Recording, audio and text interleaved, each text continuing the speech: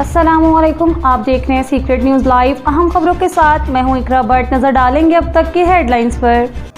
फैसलाबाद में कादियानियों को काफिर कहने पर मुकदमा दर्ज कर लिया गया। मुलजिम ने अपनी दुकान पर कादियानी काफिर हैं लिख रखा था, जिस पर पुलिस ने एक कादियानी की शिकायत पर मुकदमा दर्ज कर लिया।